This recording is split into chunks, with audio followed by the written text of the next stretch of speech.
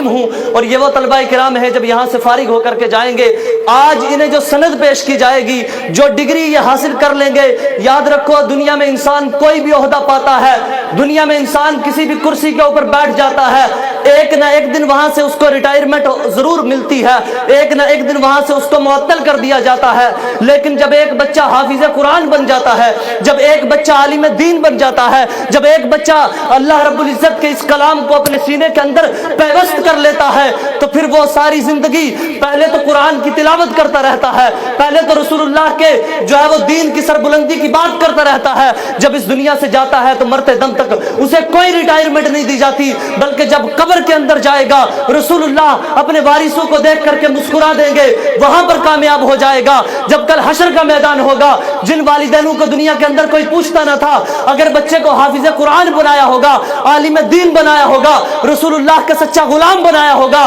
تو جب محشر کا میدان ہوگا تو رسول اللہ صلی اللہ علیہ وسلم کے سامنے اللہ رب العزت ان کے سروں پر ایسے تاج سجا دے گا کہ دیکھنے والے فخر کریں گے، کہیں گے یہ کون لوگ ہیں؟ تو اس وقت میرا رب فرمائے گا یہ وہ لوگ ہیں جنہوں نے اپنے بچوں کو دین محمدی کے لیے چن لیا تھا، جن کے بچوں نے قرآن کو اپنے سینے کے اندر پیوست کر لیا تھا، جنہوں نے شریعت مصطفیٰ کے لیے اپنی ساری خواہشات کو چھوڑ دیا تھا، دنیا کی تمام پوسٹوں کو چھوڑ کر کے، دنیا کی تمام کرسیوں کو چھوڑ کر کے محمد عربی کے دین کی ساری زندگی خدمت کی تھی، ان کے والدین کے سروں پر تاج رکھا جائے گا۔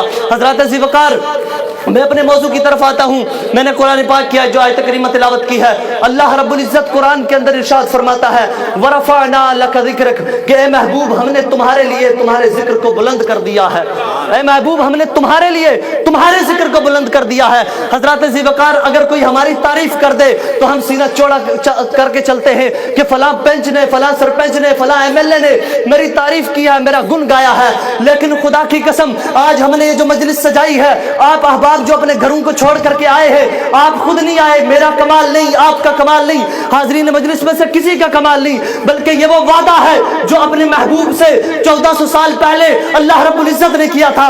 فرمایا تھا وَرَفَعْنَا لَكَ ذِكْرَكَ، اے محبوب ہم نے تمہارے ذکر کو تمہارے لیے بلند کر دیا، اور ذکر ایسا بلند ہو گیا کہ 1400 صدیاں بیت گئی، آج بھی رسول اللہ کے گن گانے والے، آج بھی رسول اللہ کے نام پر سر لے کر کے حاضر ہیں، آج بھی رسول اللہ کی شان کے قصیدے پڑھے جا رہے ہیں، آج بھی رسول اللہ کا نام سن کر کے ہم کہتے ہیں کہ وجہ تخلیق کائنات جناب محمد رسول اللہ صلی اللہ تعالی علیہ وسلم ہے۔ حضرات محترم، زمانے میں جس کو بھی خیرات مل رہی ہے آمینہ کے لال کے نام کی وجہ سے مل رہی ہے، یہ زمانے کے اندر جو کچھ قائم ہے محمد رسول اللہ صلی اللہ تعالی علیہ وسلم کی وجہ سے قائم ہے۔ حضرات ذی وقار، میں آپ کو بتا دوں، علامہ اقبال کہتے ہیں یہ جو کائنات کی نبض ہے، یہ جو کائنات چل رہی ہے، یہ جو کلیوں کا مسکرانا، یہ بلبل کا چہچہانا، یہ جو خوشبودار پودے، یہ جو کائنات چل رہی ہے، یہ کس کے صدقے سے ہے؟ علامہ اقبال سے سوال کیا گیا، اقبال نے کہا کائنات کسی وجہ سے کھڑی نہیں ہے، بلکہ ہونا یہ نام تو بلبل کا ترنم بھی نہ ہو، چمنے دہر میں کلیوں کا تبسم بھی نہ ہو، یہ نہ ساقی ہو تو پھر میں بھی نہ ہو، خم بھی نہ ہو،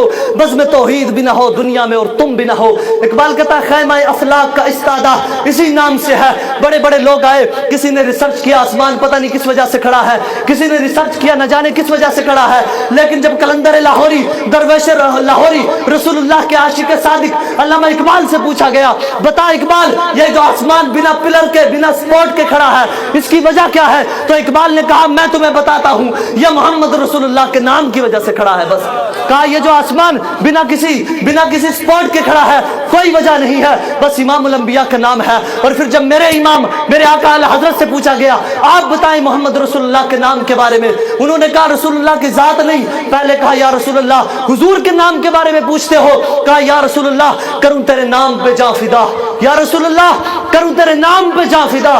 پھر بس کہنے لگے نہیں اتنی بات نہیں، یا رسول اللہ کروں تیرے نام پہ جاں فدا، نہ بس ایک جاں دو جہاں فدا۔ پھر کہنے لگے دو جہاں سے بھی نہیں جی برا، کروں کیا کروڑوں جہاں نہیں۔ احمد رضا پہلے کہتے ہیں اپنی جان کو قربان کرتا ہوں، پھر کہتے ہیں دو جہاں کو قربان کرتا ہوں، آخر میں کہنے لگے نہیں یہ کائنات کا، یہ امام الانبیاء کا نام اتنا بڑا ہے، احمد رضا کی جان کی کوئی اہمیت نہیں، دو جہان کی بھی کوئی اہمیت نہیں۔ یا رسول اللہ صلی اللہ علیہ وسلم اگر کروڑوں جہان ہوتے احمد رضا آپ کے نام پہ ایک ایک کر کے قربان کرتا چلا جائے۔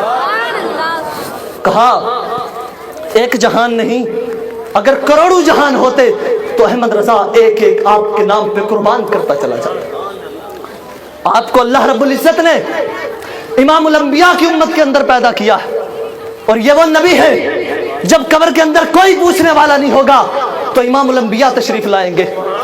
جب حشر کے میدان میں بخاری شریف کی حدیث ہے, جب ہم گنہگار امت روتے ہوئے جناب آدم کے پاس جائیں گے, جا کر کے عرض کریں گے حضرت آدم سے, انت صفیح اللہ اشفع لنا, آپ صفیح اللہ ہیں, ہماری شفاعت کیجئے, اللہ کی بارگاہ کے اندر ہمارا مقدمہ لڑیے. وہ کہیں گے لا اذهبوا الى غیری, وہ کہیں گے کسی دوسرے کے پاس چلے جاؤ. یہ امت وہاں سے لوٹے گی, ابراہیم کے پاس آئے گی, کہے گی انت خلیل اللہ اشفع لنا, وہ کہیں گے اذهبوا الى غیری, کسی دوسرے کے پاس چلے جاؤ. وہاں سے لوٹ کر کے آئے گی یہ امت جناب موسیٰ کے پاس آئے گی, انت کلیم اللہ اشفع لنا, آپ رب سے کلام کرنے والے ہیں, رب سے باتیں کیا کرتے تھے, ہماری شفاعت کیجئے. وہ کہیں گے نہیں آج میں شفاعت نہیں کر سکتا.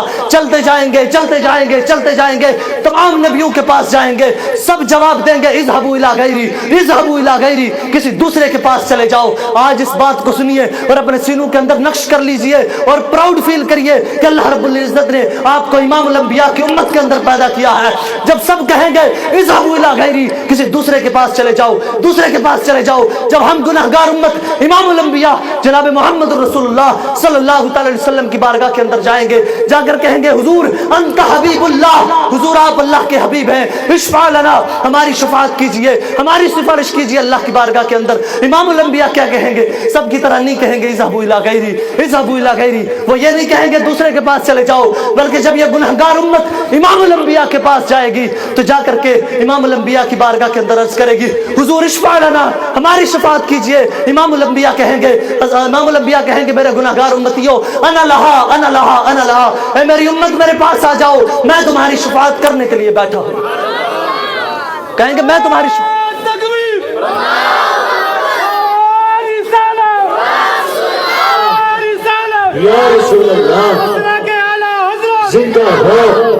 جب سب کہہ دیں گے اذهبوا الى غیری, حضرات ذوالفقار جب باپ بیٹا اولاد رشتہ دار تعلق دار سارے چھوڑ جائیں گے, جب سب نبی جواب دیں گے, سب اذهبوا الى غیری کہیں گے, امام الانبیاء کی ذات تشریف لائیں گی. حضور کی بارگاہ کے اندر جب جائیں گے وہ کہیں گے اذهبوا الى غیری نہیں, انا لہا انا لہا, اے میرے گنہگار امت میرے پاس آؤ, میں آج رب تبارک و تعالیٰ کی بارگاہ کے اندر تمہارا مقدمہ لڑوں گا. لوگ کہتے ہیں وہ کچھ دے نہیں سکتے. میں نے کہا تو آیا نہ درتے جو کیوں بد نصیبہ, تو آیا نہ درتے اور کیوں بد نصیبہ, ہزارہ رنگا وچ رنگیں دے محمد. ہاں جی, حضور صلی اللہ علیہ وسلم جو انسان کو دے سکتے ہیں, حضور نے جو کچھ ہمیں دیا ہے, خدا کی قسم قیامت تک ہم اس کا احسان نہیں چکلا سکتے. اللہ رب العزت کا شکر ہے, اللہ رب العزت نے ہمیں جو کتاب دی, کلام اللہ تمام کتابوں سے افضل. اللہ نے جو ہمیں دین دیا وہ تمام دینوں سے افضل. جو ہمیں نبی دیے, اس نبی کی مثال یہ ہے, اس نبی کی شان یہ ہے کہ جب امام الانبیاء کی باری آئی, جب حضرت موسیٰ علیہ السلام رب سے کلام کرنے کے لیے جا رہے ہیں, بیداری کے عالم میں ہے, کوہ طور پر ہے, اللہ کی بارگاہ کے اندر عرض کرتے ہیں یا اللہ میں آپ کو دیکھنا چاہتا ہوں. رب کہہ رہا ہے موسیٰ لن ترانی, تم مجھے نہیں دیکھ سکتے. موسیٰ نہیں دیکھ سکتے. ادھر جناب موسیٰ عرض کر رہے ہیں, جاگے ہوئے ہیں, بیداری کے عالم میں ہیں, کوہ طور پر بیٹھے ہیں, عرض کر رہے ہیں اللہ کی بارگاہ کے اندر زیارت کروا دیجئے, زیارت کروا دیجئے. سب جواب دے گئے. اس وقت رب نے کہا نا نا, زیارت نہیں کروا سکتا موسیٰ, تم دیکھ نہیں سکتے. اور ادھر امام الانبیاء کی جب باری آئی, جناب موسیٰ ادھر سے کہہ رہے ہیں, ادھر سے عرض کر رہے ہیں یا اللہ مجھے دیدار کروا دو. لیکن جب آئی نا میرے اور آپ کے نبی کی باری, جب آئی نا امام الانبیاء کی باری, تو آپ اپنے بستر اطہر پر آرام فرما رہے ہیں, حضور سو رہے ہیں. رب نے بھیجا جبریل امین کو, کہا جاؤ آج میرا نبی سو رہا ہے, میرے نبی کو اٹھا کر کے میری بارگاہ کے اندر لے آؤ. اور زمانہ, یہ کائنات امام الانبیاء کی شان کو کیا سمجھ سکتی ہے؟ کائنات تو جانتی ہی نہیں کہ میرے رب کے, لوگ کہتے ہیں, ہم کہتے ہیں کہ خدا ہمارے نبی رب نہیں ہے, لیکن رب کے علاوہ جو کچھ ہے امام الانبیاء کی ذات ہے. رب کے علاوہ جو کچھ ہے امام الانبیاء کی ذات ہے. اللہ رب العزت نے اس کائنات کو جس کی وجہ سے وجود لایا, اللہ رب العزت نے اس کائنات کو جس نام کے صدقے سے پیدا کیا, وہ نام امام الانبیاء کی ذات ہے. حضرات ذوالفقار उलमाए किराम तशरीफ फरमा है। अगर मेरे बोलने में कोई गलती खामी हो तो मैं दुआ गो हूँ कि अल्लाह रब्बुल इज़्ज़त मेरे गुनाहों को माफ़ फरमाए। और जितने भी उलमाए किराम यहाँ पर तशरीफ फरमा है, अगर कोई मेरे बोलने में गलती हो तो मैं अर्ज़ करूँगा कि फ़ौरन मेरी गिरफ्त फरमाए और मेरी इस्लाह फरमाए। अल्लाह रब्बुल इज़्ज़त से दुआ है कि अल्लाह रब्बुल इज़्ज़त कहने से सुनने से ज़्यादा अमल करने की तौफीक अता फरमाए। मेरे महबूब की जितनी भी तारीफ़ की जाए आखिर नतीजा यही निकलेगा कि जड़ा दरे रसूल ते झुक जावे किसी होर दवारे ते झुकदा नहीं। बारा झुकिया सोने ने सारियां दा, बारा कोई भी किसी दा झुकदा नहीं। और ओदे करम दा है दरिया ऐसा जड़ा किसी भी रुत विच सुकदा नहीं। साबिर जिन्ना भी जिक्र हुजूर करिए सा मुक जांदे, जिक्र मुकदा नहीं। वमा अलैना इल्लल बलाग वमा तौफीक इल्ला बिल्लाह बिरहमतिका या अरहमर राहिमीन।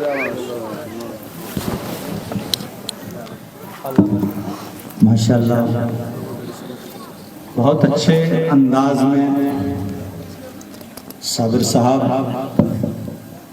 बयान फरमा रहे थे। कभी जिंदगी पे ना की नजर, कटी सारी उम्र गुनाह में।